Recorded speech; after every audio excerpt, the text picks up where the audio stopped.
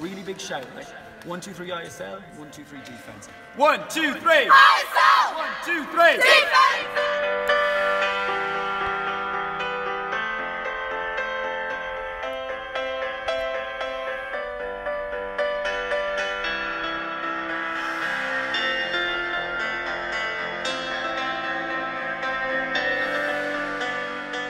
From my sport, Mayo, and yeah, I just got into basketball from my brother.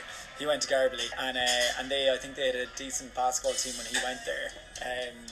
But then when I was in 5th year, a woman called Anne Whelan joined the school, and she wanted to get a basketball program going, but she didn't have that much experience in it. Okay. And so I started helping her coaching the first years, and the first years came in and we kind of coached them a bit, and we got them to the All Irelands in the C.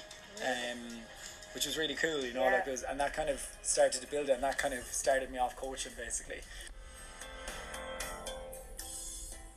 And when I came here, basically when they did the interviews with me, they said to me, you know, we have a couple of girls who want to start up a basketball team, and I see that you've done some coaching, would you be interested? And I was like, yeah, absolutely, I'd love to get involved in that, that'd be great, you know. And so then when I arrived in the September, we had our first kind of trials session, and there was only maybe 8 girls there.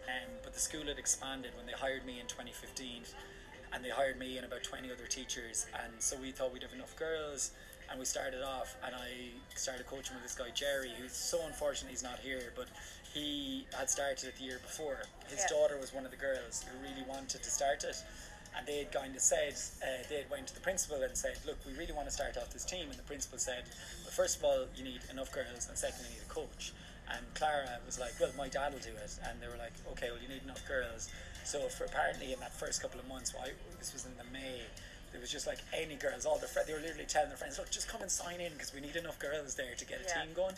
So they started signing in and they got it going. And in that September, we had Clara, who had played in the States, and then there was Chloe. And Chloe she's just a great player. She's just like one of those players you're like, oh man, this girl's a good player. She's lovely about it too. She's always the best girl at every tournament you go to, but always the most modest. And so it started off, and we had, you know, the first few months were pretty tough because Chloe was playing club, and she was playing with she played with the Swiss national team for a little bit under 16, and so she was really busy, and we were ending up going to games like just with Clara and all these girls who'd never played before, and just getting whooped. You know, like, and it's just like, oh god. And we had a girl, Anita, who could she knew how to do a layup. She had played when she was a kid, and we there were so many amazing moments. Like there was one moment when we had a girl, you know, I was trying to bring her on in a game, and I was like, okay, you're up, man. And she went over, and then she ran onto the court, and then she ran back over. Like the game was going on, and she's like, coach, am I on offense or defense? And I was like, oh god, you're on both. You're on both. Get out there and just play. Like do whatever you can. Like that was what we were playing with, you know. And then we had a girl join us in January. Jenna was her name, and Jenna was a good player. Jenna was a good player. Like she was mainly into volleyball, but you could tell that she'd played basketball before. You know, you can just. Yeah. She was tall, she was athletic, she knew how to shoot, and so when she showed up, I was like, right, between her and Chloe, we actually could do something here, you know, like something could be done here. And we had another girl join us, Margot, an American girl who had played loads of lacrosse, and so she was ultra fit, and you'd tell again that she'd come from America, she knew how to dribble, kind of like we were suddenly had the bones of something here. And it was like, okay, so we went to the European Schools Conference, and it's essentially a European schools competition that are all international schools. Level can be up and down, like you're not really sure, but it's a big deal when you go.